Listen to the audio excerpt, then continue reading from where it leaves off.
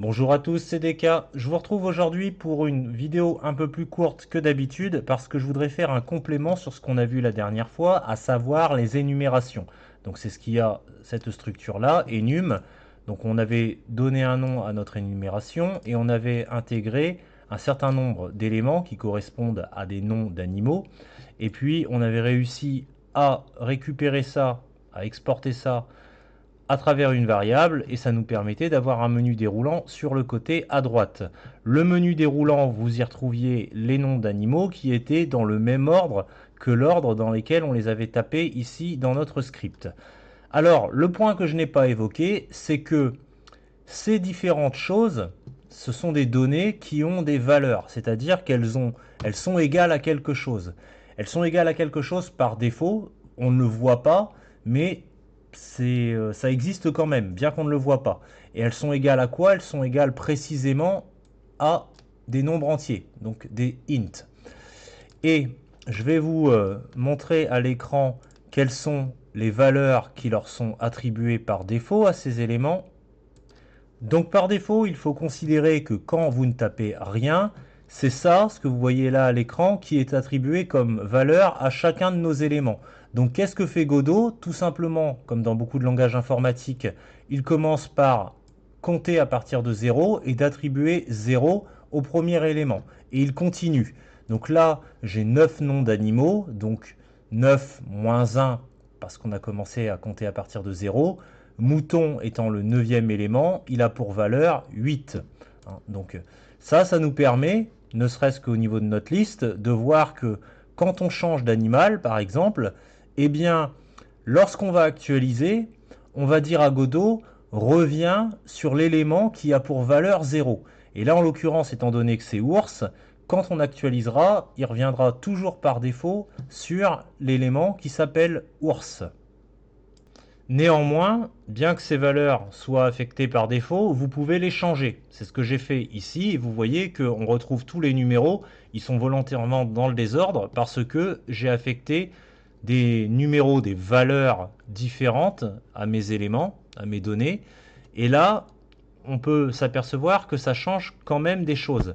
C'est-à-dire que ours, il n'a plus la valeur 0. Donc par défaut, ce qui est affiché ici à droite, l'élément par défaut, c'est devenu chien, puisque c'est chien qui a pris la valeur 0. Quand je change d'animal et que je réactualise, je vais du coup à chaque fois retomber sur chien. Donc ça, il faut l'avoir à l'esprit.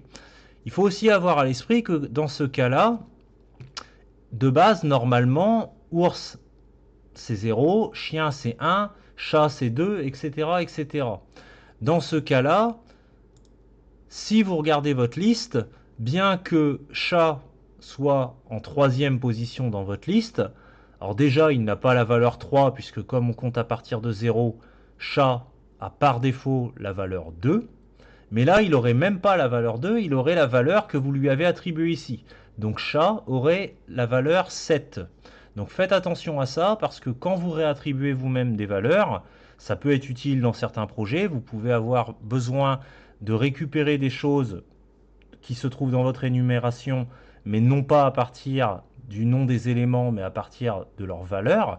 Mais pour autant, si vous les définissez par vous-même, assurez-vous de bien faire attention à quoi correspond chaque élément. Hein, parce que là, pour le coup, chat, il n'est plus avec la valeur 2, il n'est pas non plus avec la valeur 3 qu'on pourrait déduire juste en regardant la liste, mais il a bien la valeur 7 qu'on lui a attribuée. Donc ça c'est important. Faites attention aussi quand vous attribuez des valeurs à ne pas mettre des valeurs identiques. Si on met par exemple la valeur de référence, à savoir 0, qui nous permet de définir l'élément de base sur lequel va s'actualiser notre liste, si on l'attribue à deux éléments, par exemple chien et cochon, ce qui va se passer, c'est que à droite, on va avoir chien qui va apparaître comme valeur par défaut, mais du coup, on va plus pouvoir sélectionner cochon. Parce que lui, étant donné qu'il a déjà chien comme référence de base, jamais il voudra qu'on aille sélectionner cochon. Alors on peut sélectionner les autres animaux, Mais quand on va actualiser, vous voyez que jamais il va retomber sur cochon, il va aller directement sur chien, parce que chien, c'est un élément qui, dans notre liste, a été tapé avant cochon. Donc faites attention à ne pas avoir deux fois des choses qui ont la même valeur. Et c'est aussi vrai du fait de leur attribuer 2 fois 0 que de leur attribuer par exemple deux fois une autre valeur. Là, si je mets 5 à chien et 5 à cochon, on va se retrouver avec le même problème. Alors là, étant donné qu'on n'a aucun élément qui a la valeur 0, ici à droite, il ne sait pas trop quoi faire, donc il me prend par défaut le premier élément, à savoir ours. Si je vais sur chien, pas de problème, il arrive à me trouver chien, c'est le deuxième élément qui a la valeur 5. Mais si, encore une fois, j'essaie de cocher cochon, eh bien, il ne va pas accepter parce que lui, on lui demande d'aller chercher un truc qui a pour valeur 5 et il va me prendre le premier qu'il trouve, à savoir chien. Et quand je clique sur cochon, il me laisse chien. Et si je prends par exemple poule, pas de souci. Poule, il connaît. Poule a une valeur qui lui est propre, à savoir 1. Par contre, quand je vais actualiser, bah, vous voyez qu'il ne sait pas quoi faire. Il reste sur poule. Et il ne sait pas quoi faire parce que théoriquement, quand on actualise, on lui demande de revenir sur l'élément qui a pour valeur 0. Et là, vous voyez que je n'ai aucun élément qui a pour valeur 0. Donc, du coup, eh bien, il ne sait pas quoi faire. Il reste sur le dernier élément que j'ai sélectionné. Si je prends mouton et que j'actualise, il va rester sur mouton. Voilà. Donc, c'était un complément que je voulais faire sur la question des éléments qui se trouvent au sein d'une énumération.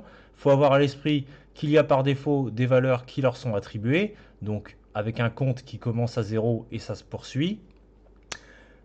Que vous pouvez éventuellement réaffecter ces valeurs par vous-même, les redéfinir par vous-même, mais attention à ne pas attribuer des valeurs similaires à deux éléments.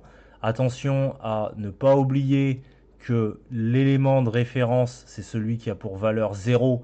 Donc si vous ne mettez jamais de 0, eh bien ça va poser des problèmes au niveau de votre liste.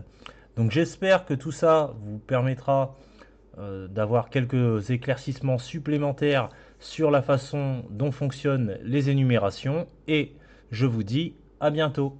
Salut!